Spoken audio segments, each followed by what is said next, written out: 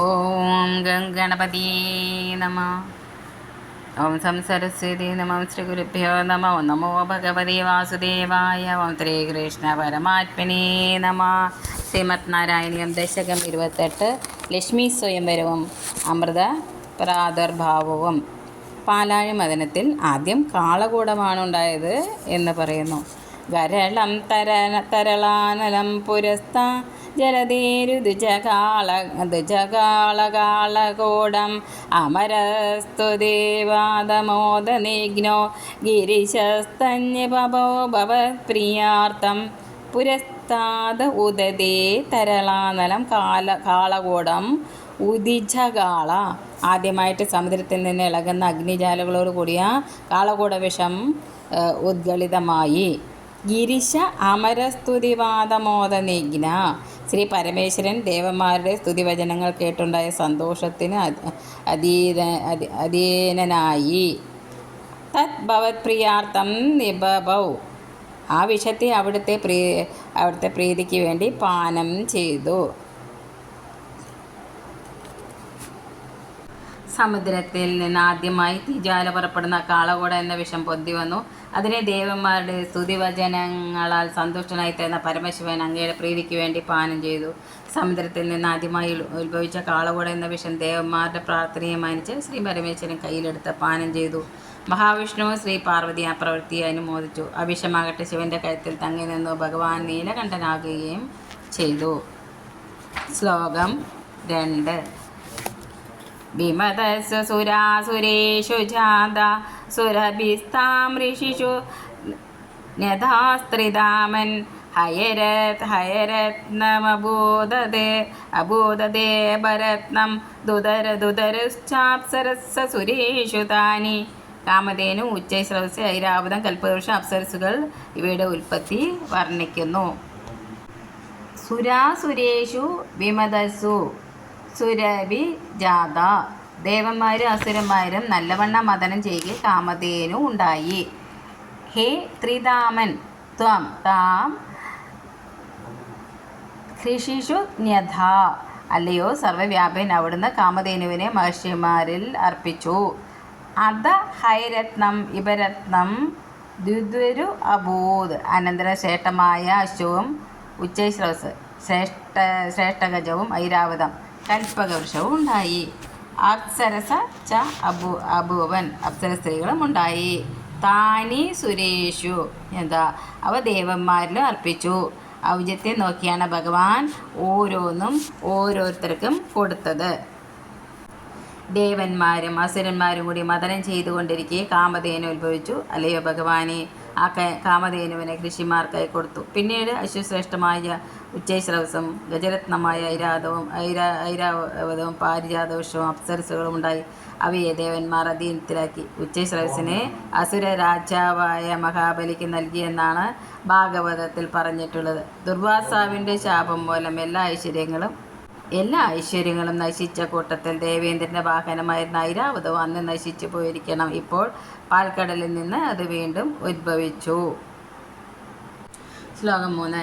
ജഗദീശ ഭവത്പരാ തദാനീം കമനീയ കമലാ ബഭൂവ ദേവി അമലാമവലോക്യയാം വിലോല സകലോപി സ്പൃഹയാം ബഭൂവലോക. ഹേ ജഗദീശ തഥാനീം ഭവാത്ഭര കമനീയ. അല്ലയോ ജഗദീശ്വര, അപ്പോൾ നിന്തിരുവടിയിൽ അനുരക്തയും സുന്ദരിയുമായ ദേവി കമലാ ബഭൂവ. ലക്ഷ്മി ദേവി ഉദ്ഭവിച്ചു.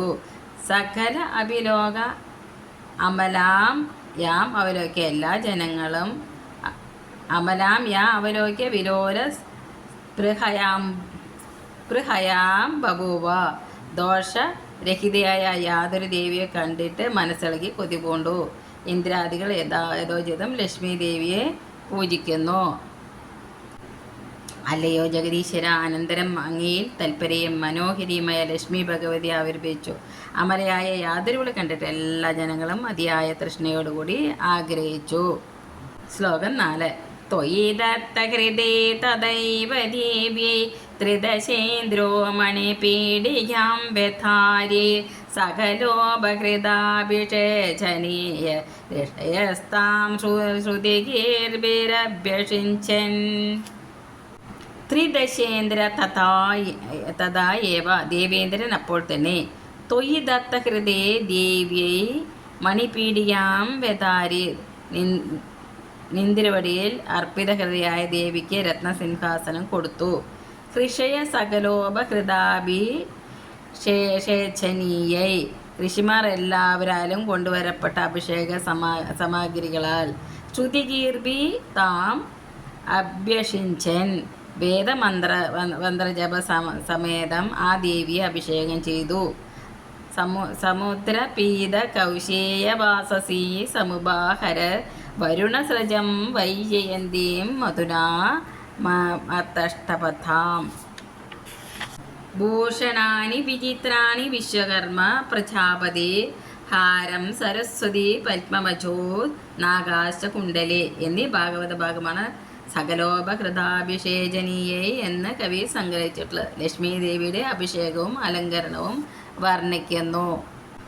അപ്പോൾ തന്നെ അങ്ങയിൽ ഹൃദയം സമർപ്പിച്ചു കഴിഞ്ഞിട്ടുള്ള ആ ദേവിക്കായി ദേവേന്ദ്രൻ രത്നസിംഹാസനം നൽകി. മഹർഷിമാർ ആ ദേവിയെ എല്ലാവരും കൊണ്ടുവരപ്പെട്ട അഭിഷേക സാമഗ്രികൾ കൊണ്ട് വേദമന്ത്ര സമേത അഭിഷേകം ചെയ്തു. ശ്ലോകം 5.